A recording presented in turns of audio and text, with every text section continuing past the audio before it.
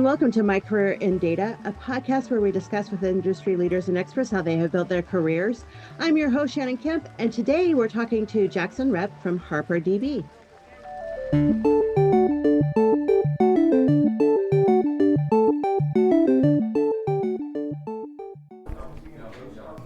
With a robust catalog of courses offered on demand and industry-leading live online sessions throughout the year, the DATAVERSITY Training Center is your launchpad for career success.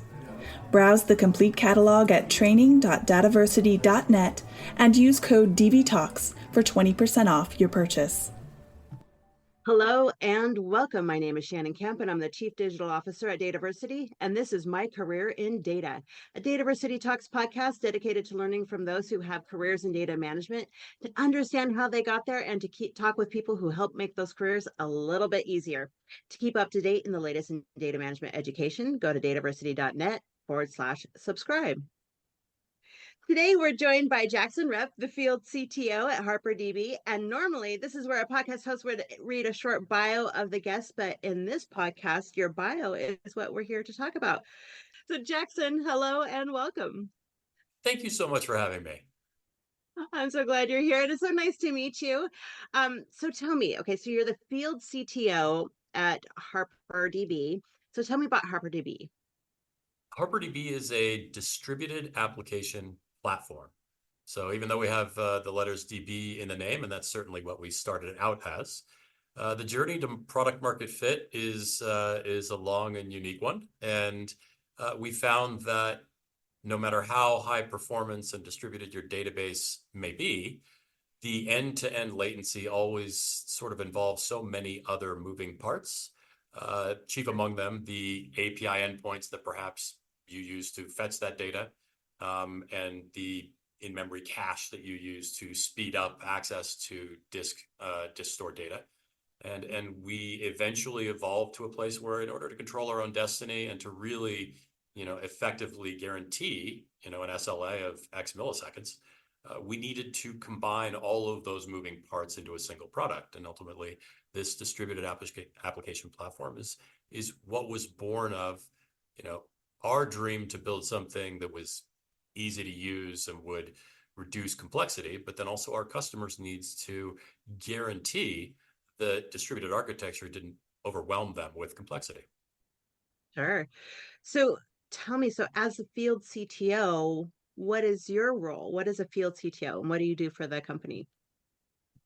My role is primarily interacting with two groups, two main constituents. One, I have our technical team who is building product and prioritizing features and looking to the market to understand what is going to enhance our product market fit, increase our total addressable market, what little things we add that add great value, what longer term things need to be moved up, and how that opportunity evolves as we're out there in the real world, and new things, new interests, new trends sort of occur. And on the other side, I am working with customers to help them understand how to architect a solution that takes advantage of a distributed platform, as well as, use case number one, maybe something as simple as putting your APIs and data out on the edge, and that's pretty easy for us.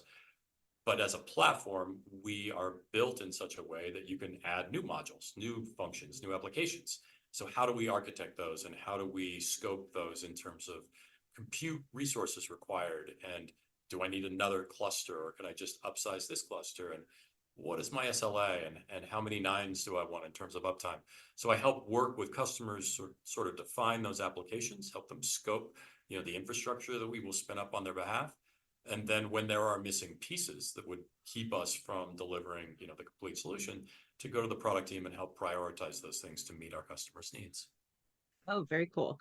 And I made a very big assumption, probably a pretty safe assumption, that CTO stands for Chief Technology Officer. That is correct. Okay. I don't want to presume that people know what acronyms mean, but and certainly for my own acronym CDO, it can mean many things. So I never want to assume. Well, that's very cool. And I love that you're working with the customers as well. I assume that's where the field portion of your title comes in. That is correct. I have just enough technical knowledge to make me dangerous, but not so much that you would want me to absolutely be in charge of like engineering. I'm with you there. I completely I can completely relate to that. So tell me, how do you work with data in your typical work week? A lot of it is understanding how I'm trying to solve the problem. So Mm-hmm. people come to us with challenges around latency. They come to us Mm-hmm. with challenges around certainly cost, infrastructure, hyperscaler, vendor lock-in, and they bring me a use case and they tell me how they have solved it, given the paradigm of, sort of modern application architecture where there may be a lot of moving parts. They may all be hosted in, some hyperscaler like AWS or Google Cloud, but there's still a lot of moving parts there. And their pain point is cost or latency.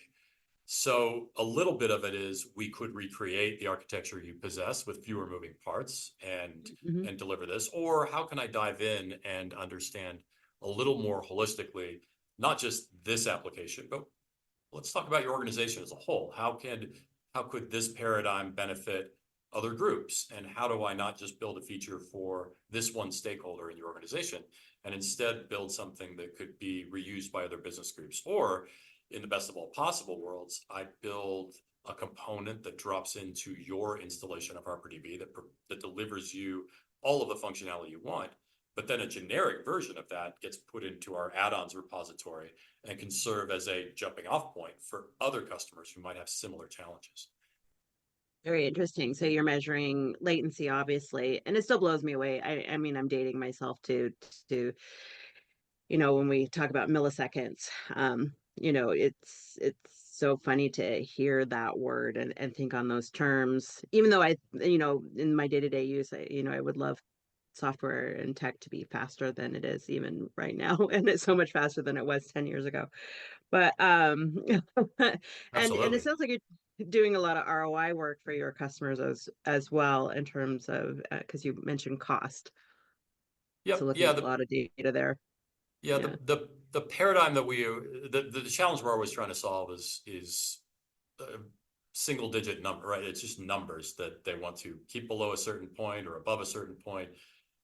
But the solution itself, when you are moving from a database and an in-memory cache and an API gateway and an API server and endpoints and code, or maybe Lambda functions, serverless functions, like you got all these parts, and the fact that our platform handles all of those tasks, in one installable package, is a very real challenge for a lot of old school architects like me who grew up with separation of concerns and redundancy. Mm-hmm. And when you begin to treat it as a single product, eventually it clicks that having more than one node is your resiliency, is your separation of concerns, is the way we divide up the system now, rather than vertically dividing it. Right. In order to achieve scale and be closer to users, we horizontally divide it. Makes sense. So, well, let's back it up a little bit. So, Jaxon, tell me, when you were just a kid, say 6 years old, was this the dream? Did you think I'm going to grow up and be a field CTO at this company working with HarperDB? It was a dream. I'll flash forward to age 11, maybe 12. 11. Yeah. So we were the first family in the neighborhood. My mom's boss bought us an Apple II Plus computer. And we had an Apple II Plus computer when nobody else had anything. Yeah. But there was one piece of software that allowed you to access stock quotes on a 15-minute delayed basis. And this was, and I'm not going to date myself, but it was a long time ago. If you want to know the price of your stock, you either called your broker or you looked in the paper the next day, or you watched cable TV and you hoped that it went along the crawl across the bottom of the screen. And that was how you knew whether or not you'd made money or lost money that day. And my father was very interested in better granularity. And so he convinced my mom's boss to buy an Apple II Plus. He bought that software, and then he sent me off to coding boot camp as a sixth grader to learn how to Wow. operate it so that he could get stockwoods. And then I stopped as soon as I entered high school and discovered girls, and I didn't touch a computer again until after I graduated college. Wow. Um, Yeah. and I was a copywriter, and I wanted to put my copy onto a website because it was done. But the guy who did that was out that day, and I taught myself enough to FTP it up there. And then that really upset that guy, and he quit. And then they gave me his job, and I'm like, I am not qualified to do this at all in any way, shape, or form. But I get it.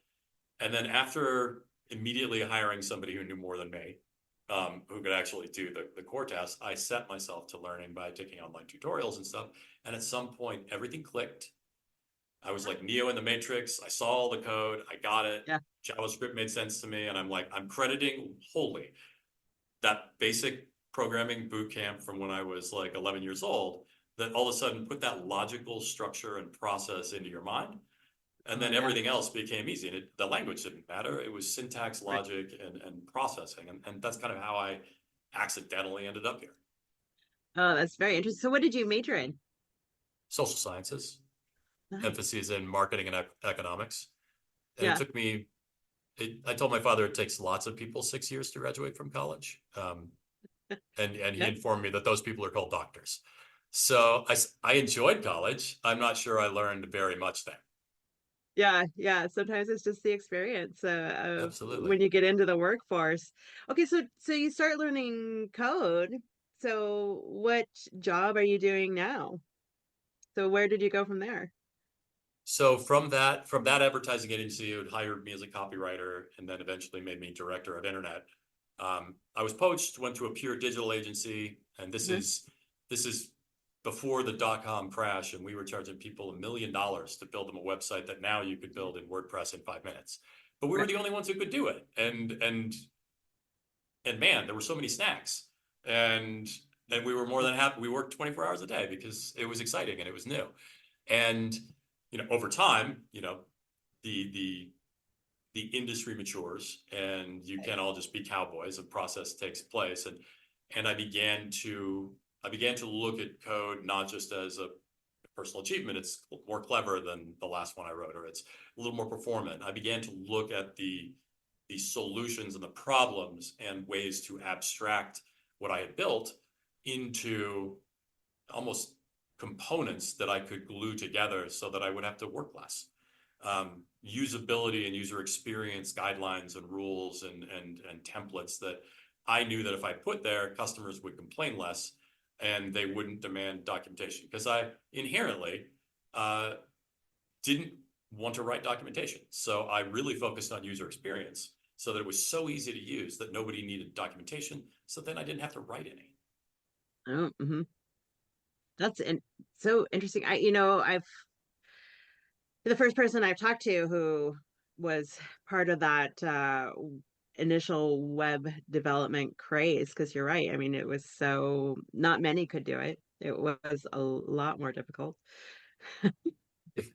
It was more challenging, and I mean, it had to look good on every browser, and the backend languages were insane. I mean, everything about it was the Wild West, and it was a great deal of fun. I learned a lot. But at the end of the day, writing code was one of those things that for some people, and I'm very much among them, that I can put on my headphones, open up my IDE, start typing, and then it's like 9 p.m. And the whole day just disappeared, and I don't even know where it went. And also I was supposed to pick up my kids at 3. So at a certain point, you need to like recalibrate yourself and decide maybe that's not the highest and best use of my time. Also, you can't leave your children at school indefinitely. Yeah, no, that doesn't tend to work. They frown on that. Yeah. Okay, well, so where did you go next? What was next? I left the pure digital agency because we all left. It was one of those massive, like, all right, group 3, please enter the conference room. Bye. Like, okay, well, fine. eventually I got a job at an advertising agency that had a small digital practice. And I say small, it was one person.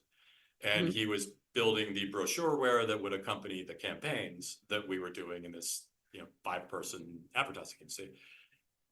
And I brought enough additional knowledge from my time at, this digital shop to say, let's reinvent the way we do these brochureware sites. And I got to work for very cool clients. We weren't great at making money, but we were really good at like selling, cool functionality. So online configurators for sunglasses where you were swapping out CGI generated things that were red and blue and green, and then you would choose basically what color you wanted your sunglasses to be, click buy, and then you would get those sunglasses in that color. So the online custom configurators, which we then landed an automobile client. And that was amazing because it was a cool brand and we loved working with them, and we all got cars from the dealership, on a decent lease deal.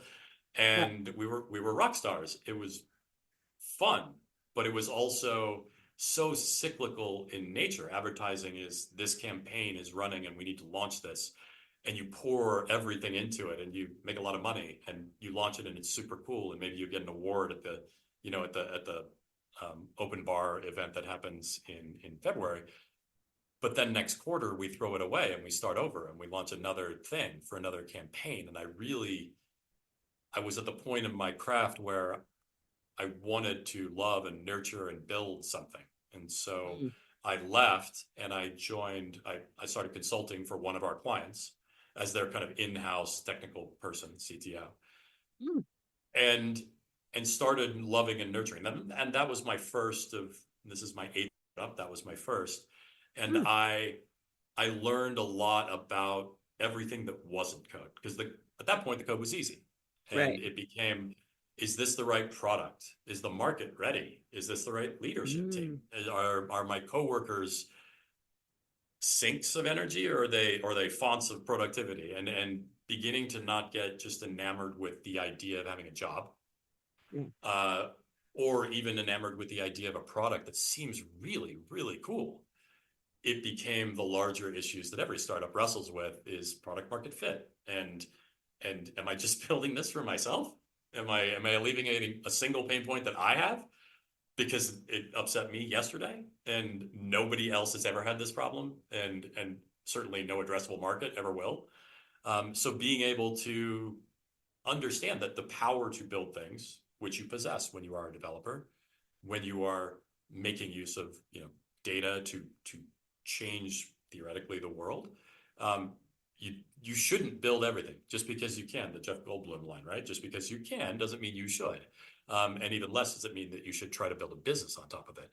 So I think the journey that I took was throwing noodles against the wall and seeing what sticked, because they were all great ideas and they were all nice people and they were all cool and they all felt timely. But only 2 of them ever amounted to anything. And the rest I call learning opportunities, because I absolutely plucked, pieces of information about how to build a career, how to cobble together a career with a liberal arts degree in a highly technical space where other people are coming from, now degree programs specifically aimed at distributed systems. Right. And some of it is just time in the industry. And like I've watched the theory fall apart, like Rodney Dangerfield in Back to School, where he's in a business class and he's like, yo, what about all the bribes? And the instructor's like, no. And he's like, oh yeah, 100%.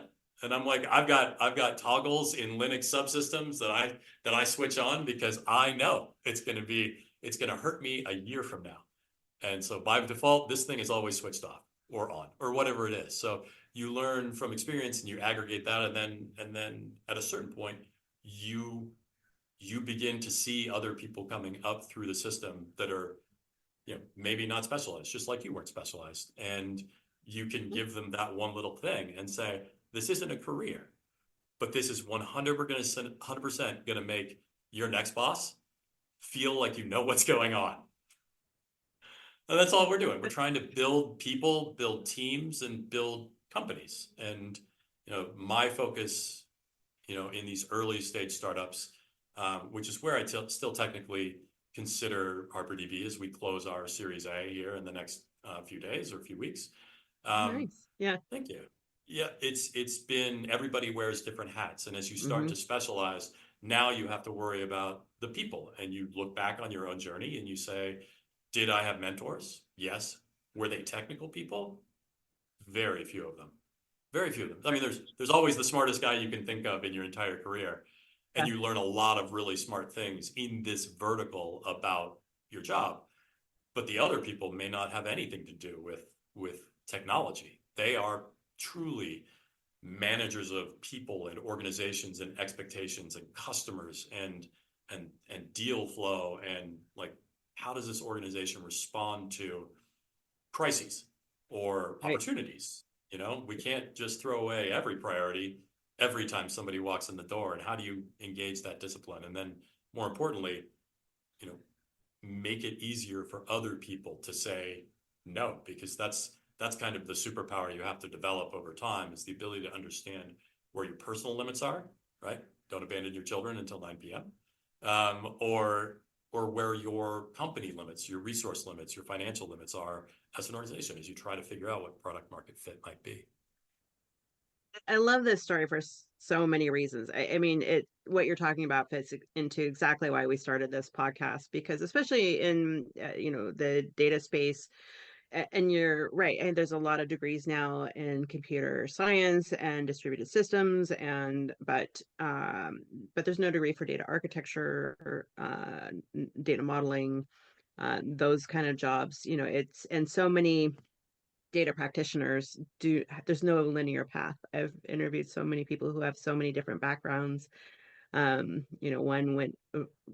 I've interviewed a lot of filmmakers, screenwriters, who went into data, and it's fascinating.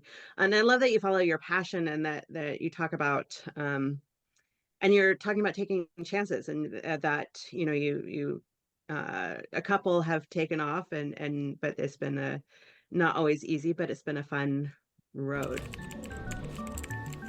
More and more companies are considering investing in data literacy education, but still have questions about its value, purpose, and how to get the ball rolling. Introducing the newest monthly webinar series from DATAVERSITY, Elevating Enterprise Data Literacy, where we discuss the landscape of data literacy and answer your burning questions. Learn more about this new series and register for free at dataversity.net. Very, very interesting. So tell me, what has been your biggest lesson so far in your career, especially as you go through all these startups? I think ultimately, and one of the reasons I find this podcast super interesting is it all comes down to the underlying data. The job I had before HarperDB was in a low-code IoT platform, Mm-hmm. collecting sensor data and actuating valves and stuff like that. But I needed a database that could persist things and move data around. And I did an internet search, found HarperDB, built a block for it so I could drag it into my platform, and it worked. Some of the documentation was off, so I rewrote their Postman collection, and I sent it back to them, and I said, hey, just so you know. And they invited me in, and the first thing we get past the basic introductions, and they say, okay, your test is draw Slack. Just draw it up on the whiteboard there. And I started with database tables. I started with attributes, and Mm-hmm. it's a really simple relational architecture. It's not a big, for just a demo, it didn't have a lot of columns. But if you don't start there, I really fail to see how you can tell the story. It's not that you can't draw it starting with the WebSocket servers, talking to the clients in those sessions. But if I'm trying to sell you on me, my ability to draw this out, or a customer on how we're going to solve a problem that deals with data and latency, I have to start with, the source of truth. And how am I going to tell the story other than here are your things. When you ask for this endpoint, you're going to need to get data from these two tables and join them. And that is a very expensive operation. So we need servers here that can cache that. And if I want to deliver changes to that in real time, I need change data capture. So I'm going to need a hook in there, and I need to broadcast that out. And I could use PubSub via WebSocket. And that's cool, except if I have lots of people, I need more than one WebSocket server. And how do I scale that? And eventually the drawing was done. And I am told to this day that of the many people who were far more qualified than me to take this job, I was the only one who told the story and drew it correctly. And it made sense by the time other people may have drawn it differently. And it may have been just as functional and just as correct. But I think on some level, it felt like I could turn around in a company where lots of people have to wear lots of hats. I could turn around and tell the customer that story too. And if it made sense to everybody in this room, it might stand a better chance of making sense to people who could give us actual money. And largely, if I look at my job today, it is very much telling the story of distributed computing and a journey from where you are to where you need to be, and how it's not necessarily just a pure IT story. It's not just, IT is obsessed with squeezing out reliability and like lowering the cost per request by a fraction of a penny. And that's their remit. But application owners, product owners, those people have huge budgets, and they're willing to spend a little bit now to gain efficiencies, an order of magnitude larger than IT is necessarily considering. And they'll do it on much shorter timelines if you can execute. So we have found our sort of niche, not so much going to the architecture of those data tables, although it inevitably ends up there. It is the value prop of this integrated stack and how we are going to deal with data alongside the applications. So we feel like a distributed system is best kind of represented as a CDN for applications and the data that power them. And that's ultimately what we're selling, and being able to tell that story effectively, I think is the thing that I, for better or worse, seem to have intuited early, and it's kind of gotten us where we are.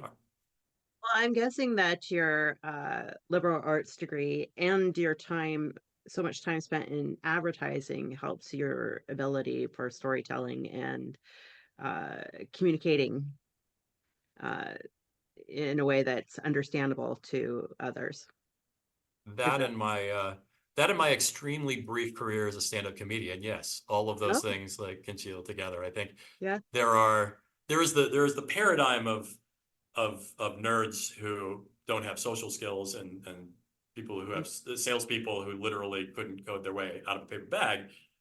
And I don't proclaim to be a great salesperson or a really great developer, but I'm just dangerous enough in both regions, and the overlap is there enough that I'm not gonna sell something that doesn't exist, and I'm not gonna architect something that is so complex it can't be sold. I want to touch on that though. So do you spent some time as a comedian? I did. I had a breakup when I was 24 years old, and my grief processing was non-existent because nobody does that when you're 24. But I had a bunch of people over, and we were watching the Seinfeld finale, and somebody called for my ex on the landline, because we used to have landlines.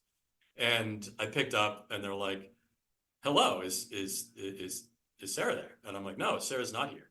And I realize now I'm in front of everybody on the phone during a commercial break. So I'm like, "No, she's not here. She moved out about a year ago in a fit of like anger and resentment that in many ways, since she left, I realized that's probably my fault. Maybe I have unrealistic expectations." And I just went on this little thing, trying to entertain my friends, and it turned into a type 5 related to the 5 stages of grief, and nowhere are they more evident than when a telemarketer calls your house after your ex has moved out. And I parlayed that into, appearance at local comedy clubs, and I realized the next step was for me to get in a car with 4 other comedians and drive around the country and share a motel room. And I was like, but I have a job and it pays me really well. So I don't think comedy is going to be my thing. But I have every once in a while, if a relationship ends or I go through like something I need to process, that generally is the way I process it, through storytelling, which, Oh, I love it. Yeah. Yeah, exactly. That's very healthy. And you're actually not the first person in the podcast to have dabbled in comedy. So I love that, because it does help the communication skills, and standing up like that in front of others is a hard thing to do. So props to you for that. And I'll say, like, you can be in any meeting pitching to a customer and they will never just groan in mass at your ideas and your face right there like a comedy audience will. So, Right. it builds you up a lot. You're like, you got a resilience. I'm like, well, that didn't land, but how about distributed systems? I love that. That's awesome. Yeah, we get a lot of requests for that, for training for communication, just how to communicate better. So, and we're Absolutely. actually adding that to our catalog, because it's a hard skill. So I love it.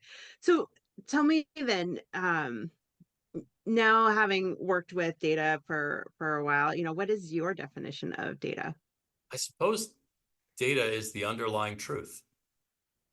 Data is the thing that, it might not always be true for everybody, but as far as the contract with my application goes, it's truth. And I need to take care of it. And I need to make sure that it remains true. I need to not corrupt it. I need to be able to march forward and believe that every time somebody asks for that data, that it adheres to the rules, to the contract that we have set up.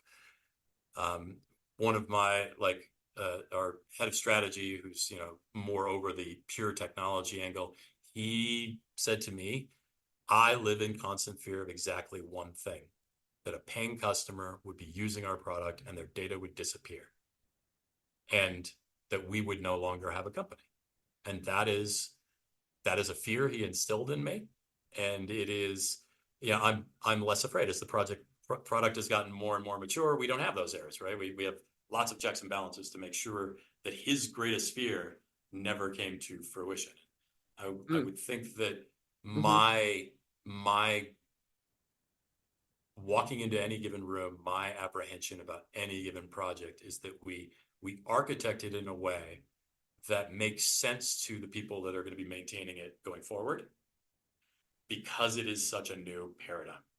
So many people have had the database and the API and the cache, and being able to convince them that, the latency benefit is obvious, the security, not having a man in the middle because there is no middle. All of that seems really obvious, but then you get to practice, right? Then you get into actual practice, and their decades of experience in the industry, or their education and their degree in distributed systems and all the moving parts, comes back in.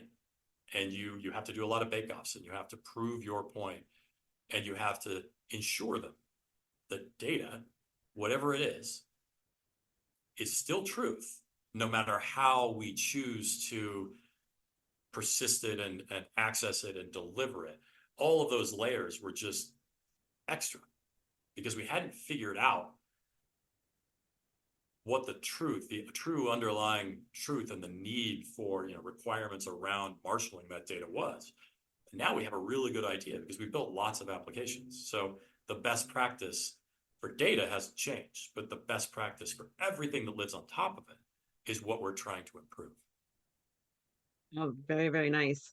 And I love that you talk about it in the terms of contracts. I Absolutely. love that. As a developer who has very much been on, the application side, and the data side was, a PhD from MIT, and they oversee the Oracle cluster, and I don't even know the address of that server. Like, that's so far removed from me. All I get is, I hand you a thing and you hand me back a thing, and we've agreed that those are going to match, and that's the contract. And it's a very enterprise way to approach data management, data governance, data security.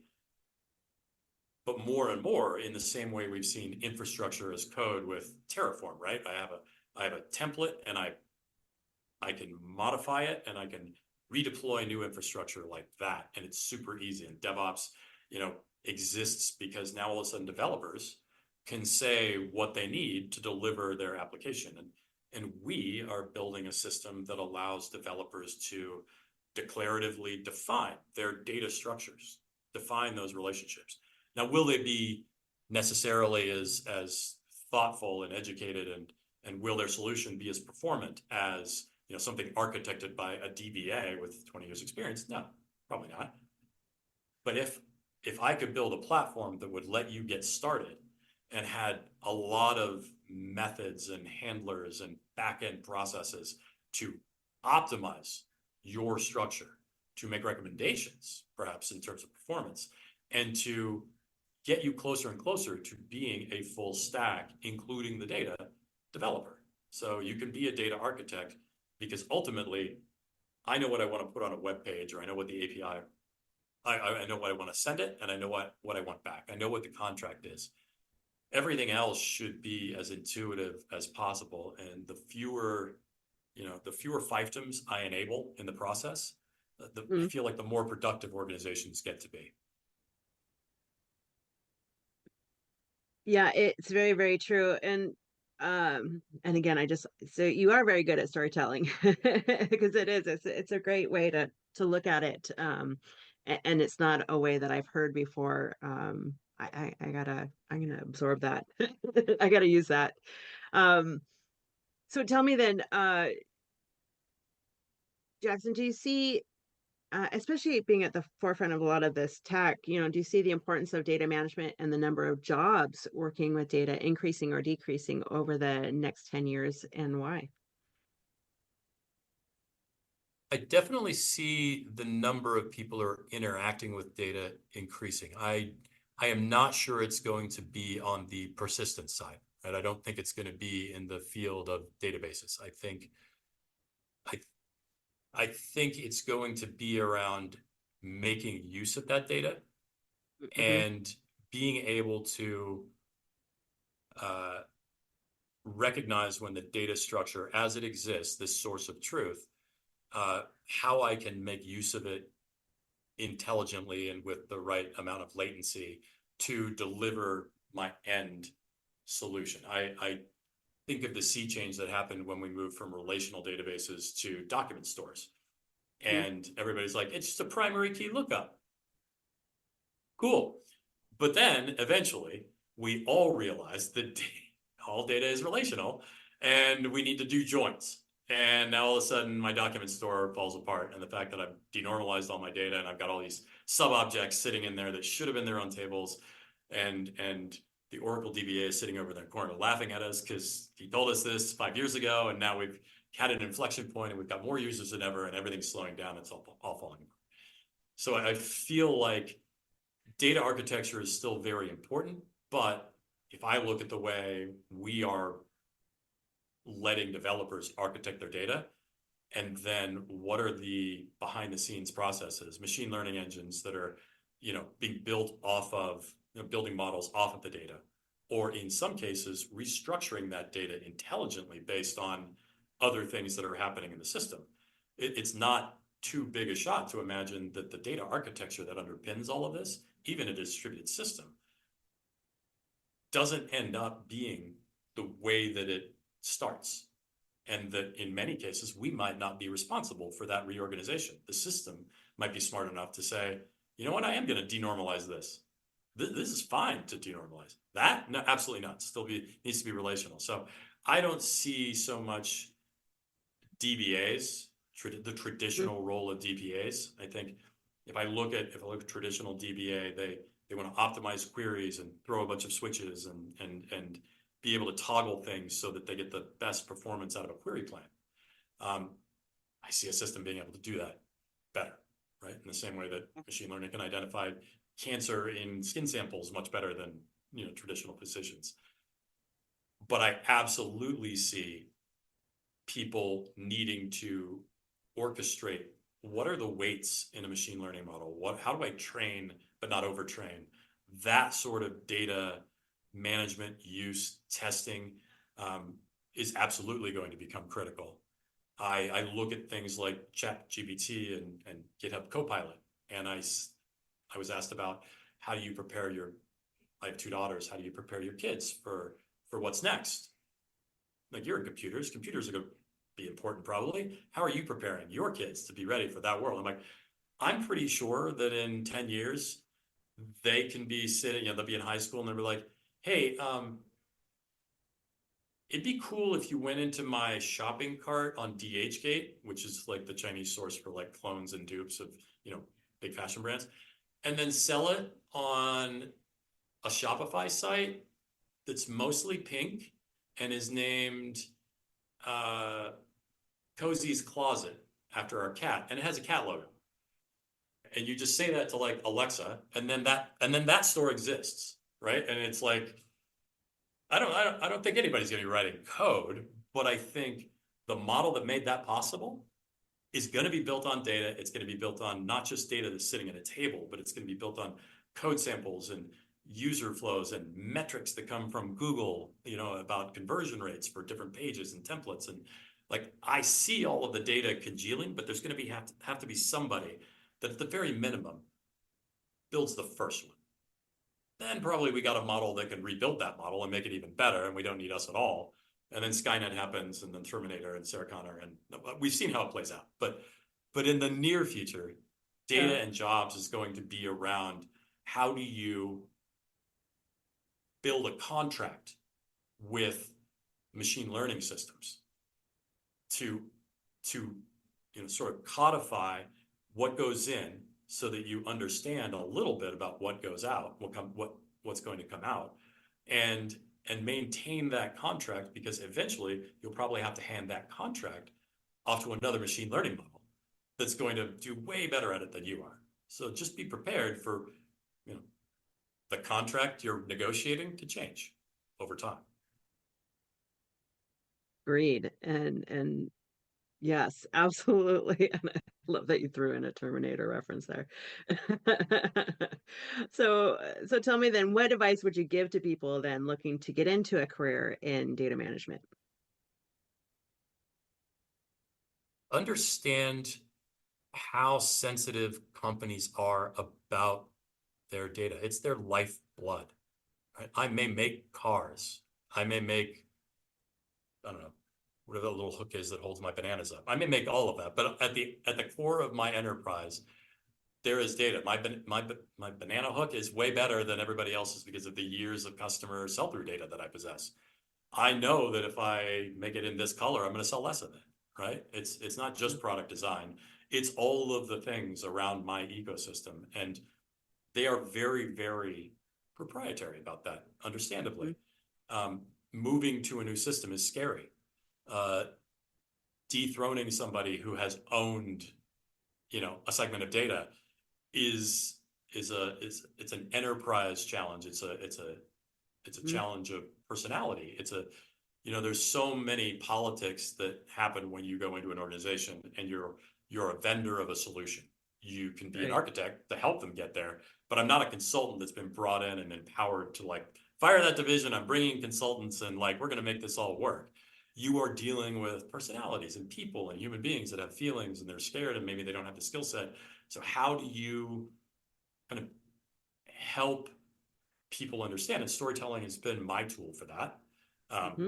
Learn how to draw things out real well so that people who maybe don't understand all of the nuts and bolts of a distributed system can see flow and understand that nothing's at risk, nothing's going away, nothing's going to be destroyed, but we're going to make use of it in a new and interesting way, and we're going to lower your costs, and we're going to make it faster, and your customers will be happier, and that will result ultimately in more money, maybe.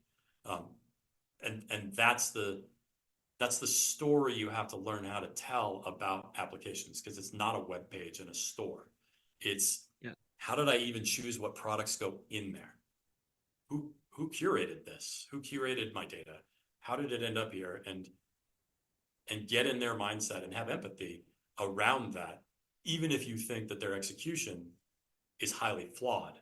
be able to get them from point A to point B. And that's a lot of times that's POCs that prove one point at a time. And by the end, they're like, I really liked my idea. It was my idea all along. And I'm like, that's the best compliment I could ever have. But it was never my idea. I just like, I asked stupid questions and until you gave me all the answers that we needed to move forward. That's really good advice. And I think you've given a lot of really good advice along telling your story and your journey.